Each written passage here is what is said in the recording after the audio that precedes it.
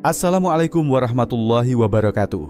Bapak Ibu pernahkah mengambil lauk sisa dari kulkas, memanaskannya sebentar di microwave, lalu merasa sudah membuat pilihan yang cepat dan sehat? Kelihatannya sederhana dan aman, bukan?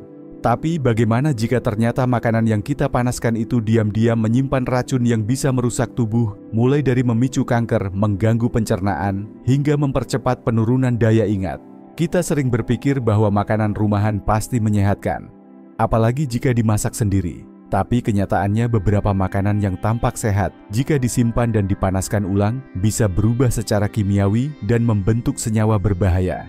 Masalahnya perubahan ini tidak terlihat, tidak berbau, dan gejalanya baru terasa bertahun-tahun kemudian saat tubuh sudah terlalu lelah melawan. Dalam video ini, saya akan mengajak Bapak Ibu mengenali 5 jenis makanan yang sangat sering kita konsumsi di rumah, tapi sebaiknya tidak dipanaskan ulang, karena bisa berubah menjadi sumber penyakit dalam jangka panjang. Saya adalah Dr. Rahmat Widodo. Selama lebih dari 30 tahun mendampingi pasien usia 60 tahun ke atas, saya menyaksikan banyak orang yang tubuhnya melemah, pikirannya kabur, atau sakit-sakitan tanpa tahu penyebab pastinya. Tapi setelah ditelusuri ternyata pola makan harian yang tampaknya sepele, seperti memanaskan ulang makanan tertentu, bisa menjadi penyebab tersembunyi yang besar.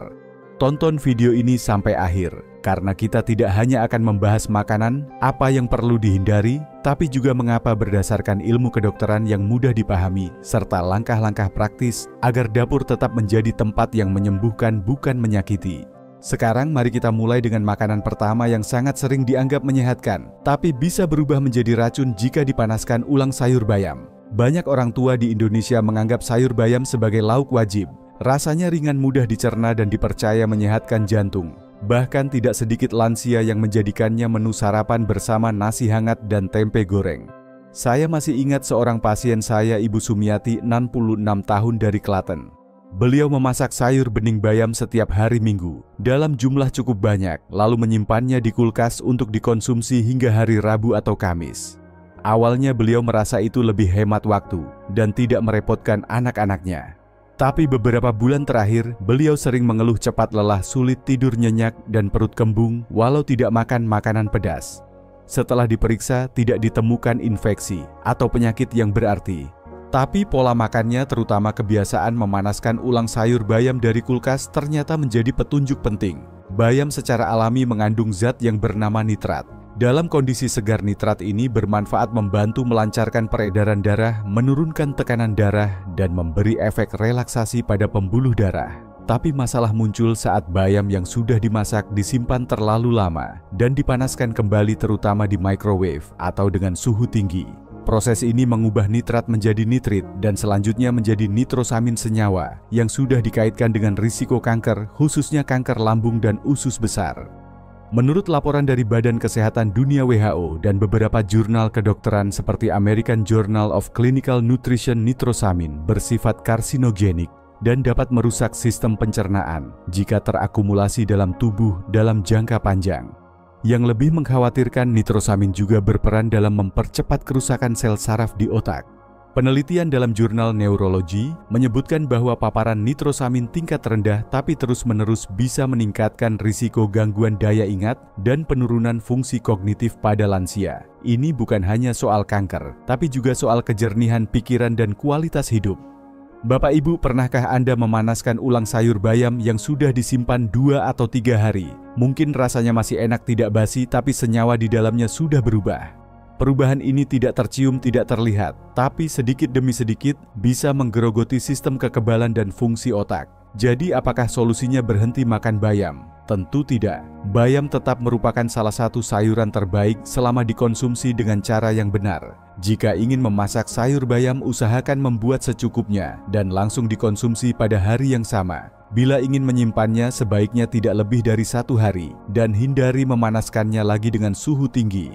Alternatif lainnya, Bapak Ibu bisa mencoba makan bayam dalam bentuk dingin, seperti dalam salad atau urap bayam segar. Rasanya tetap enak, menyegarkan, dan lebih aman bagi tubuh.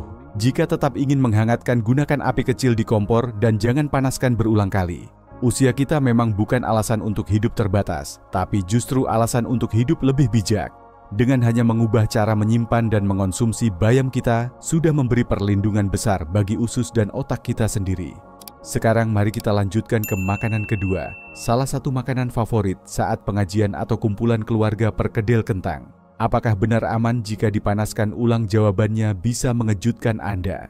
Kentang adalah bahan makanan yang begitu akrab di dapur Indonesia. Baik digoreng dibuat sambal balado atau dihaluskan menjadi perkedel kentang, hampir selalu ada dalam acara keluarga hajatan hingga kotak berkat pengajian. Namun di balik kelembutan dan rasa gurihnya kentang juga menyimpan risiko tersembunyi, terutama saat sudah dimasak disimpan lebih dari 1 hari lalu dipanaskan kembali. Saya teringat cerita Pak Slamet 68 tahun dari Brebes. Beliau pensiunan guru yang aktif di kegiatan masjid. Hampir setiap pekan beliau membawa bekal perkedel buatan istrinya yang dimasak dalam jumlah banyak dan disimpan di kulkas. Saat makan siang di majelis, beliau cukup memanaskannya kembali dengan microwave yang tersedia. Tapi akhir-akhir ini beliau sering mengeluh perut kembung, kepala ringan, dan sesekali mual padahal tidak makan makanan asing. Setelah ditelusuri, penyebabnya bukan bahan dasar kentangnya, tapi cara penyimpanan dan pemanasannya.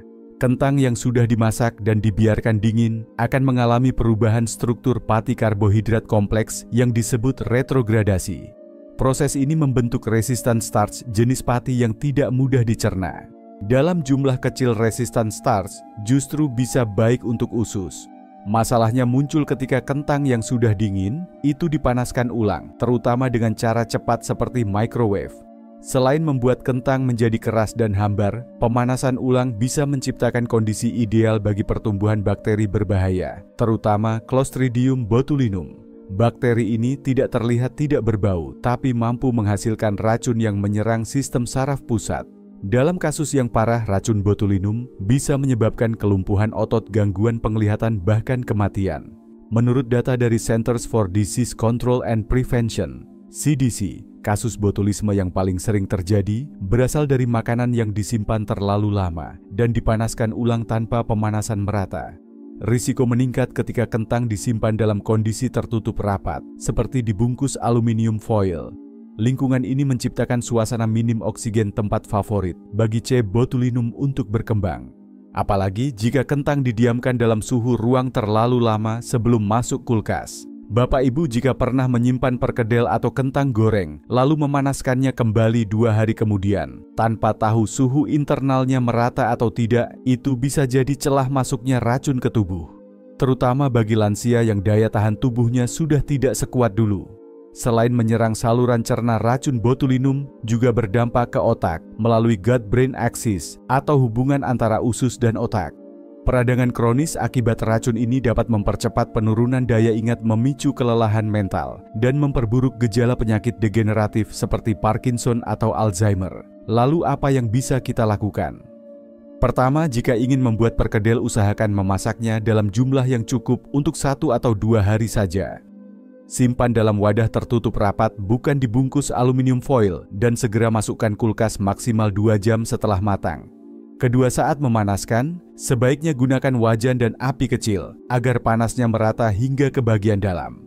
Hindari microwave jika tidak yakin suhu di tengah makanan benar-benar mencapai suhu aman. Dan yang terpenting, jangan panaskan kentang lebih dari sekali. Jika perkedel sudah tersimpan lebih dari 2 hari dan muncul rasa bau atau warna yang berbeda, lebih baik dibuang daripada mempertaruhkan kesehatan. Karena menjaga kesehatan di usia senja bukan hanya soal jenis makanan, tapi juga soal bagaimana kita menyimpan dan mengolah makanan tersebut.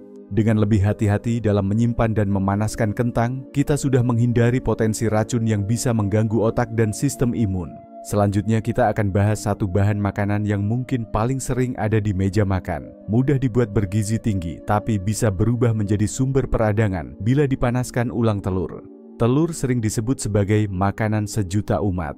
Harganya terjangkau, rasanya enak dan kaya nutrisi. Bagi banyak lansia di Indonesia, telur rebus atau dadar menjadi menu sarapan favorit karena ringan di perut, cepat disiapkan, dan bisa disimpan untuk beberapa hari ke depan. Tapi, apakah Bapak Ibu tahu bahwa cara kita memanaskan telur yang sudah dimasak bisa menentukan apakah nutrisinya tetap bermanfaat atau justru berubah menjadi zat berbahaya bagi tubuh? Saya jadi teringat seorang pasien pria bernama Pak Haryono, 70 tahun, tinggal di Magelang. Setiap minggu beliau merebus 10 telur, sekaligus disimpan di kulkas dan tiap pagi dihangatkan satu demi satu dengan microwave untuk sarapan. Menurut beliau ini cara hidup sehat dan hemat waktu. Namun setelah beberapa bulan, beliau mengeluhkan sering lelah di siang hari, konsentrasi menurun saat membaca Quran, dan sesekali merasa mual walau pola makan terasa teratur. Saat kami telaah bersama, ternyata penyebabnya bukan telur itu sendiri, tapi kebiasaan memanaskan ulang telur rebus berulang kali di suhu tinggi. Saat telur pertama kali dimasak, struktur proteinnya berubah menjadi lebih mudah dicerna. Tapi jika dipanaskan ulang, terutama menggunakan microwave yang panasnya tidak merata dan cenderung terlalu tinggi, struktur protein tersebut bisa rusak lebih lanjut. Hasilnya telur menjadi keras kenyal seperti karet dan lebih sulit dicerna oleh lambung lansia yang sudah kurang produksi asam. Namun bukan hanya soal pencernaan. Bagian paling berbahaya ada pada kuning telur, tempat tersimpannya kolesterol. Kolesterol ini bisa mengalami proses oksidasi. Ketika dipanaskan ulang menghasilkan senyawa bernama oksisterol. Menurut jurnal Lipid Research, oksisterol dapat memicu peradangan di pembuluh darah dan meningkatkan risiko penyakit jantung. Lebih jauh lagi, penelitian dalam Nature Reviews Neurology menunjukkan bahwa peradangan akibat oksisterol berperan dalam mempercepat penurunan fungsi otak, termasuk daya ingat dan kemampuan berpikir. Ini menjadi alarm penting, terutama bagi lansia yang sudah mulai mengalami pelupa ringan atau kesulitan fokus. Jadi telur yang dimasak dengan niat untuk hidup sehat justru bisa menjadi penyebab gangguan metabolik dan kognitif jika tidak ditangani dengan benar. Bapak Ibu, mari kita refleksi sejenak. Apakah selama ini kita sering memanaskan telur rebus sisa kemarin dengan microwave? Apakah kita mengira bahwa karena bentuknya tidak berubah, maka gizinya juga tetap sama? Padahal tubuh kita di usia sekarang jauh lebih sensitif terhadap senyawa kecil yang dulu mungkin masih bisa ditoleransi oleh tubuh. Efeknya tidak langsung terasa seperti keracunan, tapi dalam jangka panjang bisa menambah beban pada jantung, hati, dan otak. Lalu apa yang sebaiknya dilakukan? Pertama, jika Bapak Ibu suka menyiapkan telur rebus untuk stok, sebaiknya dinikmati dalam keadaan dingin. Telur rebus dingin bisa disantap dengan sedikit garam dan merica, ditambahkan ke salad, atau dimakan bersama nasi uduk tanpa perlu dipanaskan. Kedua, jika ingin memanaskan, gunakan api kecil di atas wajan dan tambahkan sedikit air agar panasnya lembut dan merata. Hindari pemanasan ulang dengan microwave, terutama lebih dari sekali. Ketiga, perhatikan masa simpan. Telur rebus sebaiknya dikonsumsi maksimal dalam 2-3 hari. Jika sudah lebih dari itu, atau muncul aroma aneh, lebih baik tidak dikonsumsi. Telur tetap merupakan sumber protein yang sangat baik untuk lansia karena mengandung kolin yang mendukung fungsi otak serta protein yang membantu menjaga massa otot. Tapi seperti pepatah Jawa bilang, ojo ngluwihi takaran, yang berarti jangan berlebihan termasuk dalam cara menyajikannya. Setelah kita memahami bahaya tersembunyi dari telur yang dipanaskan ulang, mari kita lanjut ke makanan keempat, sumber protein andalan lainnya yang sangat sering dimasak dalam jumlah besar, ayam. Tapi tahukah Bapak Ibu bahwa daging ayam yang dipanaskan ulang bisa memicu peradangan yang diam-diam melemahkan tubuh? Kita bahas berikut ini. Bagi banyak keluarga di Indonesia, ayam adalah bahan makanan yang hampir selalu ada di meja makan. Dari ayam goreng, ayam bakar, sampai opor ayam, semuanya jadi pilihan utama karena mudah dimasak, mengenyangkan, dan dianggap lebih sehat daripada daging merah. Khusus bagi para lansia, ayam seringkali dimasak dalam jumlah besar. Saat akhir pekan lalu, disimpan di kulkas untuk dimakan berulang kali dalam beberapa hari ke depan. Praktis, hemat waktu, dan tampaknya tidak berbahaya. Tapi apakah benar aman bagi tubuh kita yang sudah tidak sekuat dulu? Saya masih ingat cerita dari Bu Ningsih, 70 tahun, seorang pensiunan guru ngaji di Solo. Setelah Lebaran, beliau biasa memasak opor ayam dalam jumlah banyak dan menyimpannya hingga 4 hari. Setiap hari beliau memanaskannya ulang di microwave sebelum makan siang. Beberapa minggu setelah Lebaran, beliau merasa tubuhnya cepat lemas, sendi nyeri, dan sulit fokus saat membaca ayat-ayat panjang. Beliau mengira ini hanya bagian dari kelelahan karena usia. Tapi setelah kami evaluasi bersama, ternyata pola makan, khususnya kebiasaan memanaskan ulang ayam, berulang kali menjadi salah satu penyebab utama. Apa yang sebenarnya terjadi pada ayam saat dipanaskan ulang? Ketika ayam dimasak pertama kali, struktur proteinnya berubah dan menjadi lebih mudah dicerna. Tapi ketika dipanaskan kembali, apalagi dengan suhu tinggi atau pemanasan tidak merata, seperti pada microwave, protein tersebut mengalami kerusakan tahap lanjut. Akibatnya daging menjadi lebih keras, lebih sulit dicerna, dan justru menimbulkan rasa begah mual atau nyeri perut setelah makan. Tapi yang lebih penting adalah pembentukan senyawa berbahaya bernama Advanced Glycation End Products atau singkatnya AGES. Senyawa ini terbentuk ketika protein dan lemak terkena suhu tinggi secara berulang.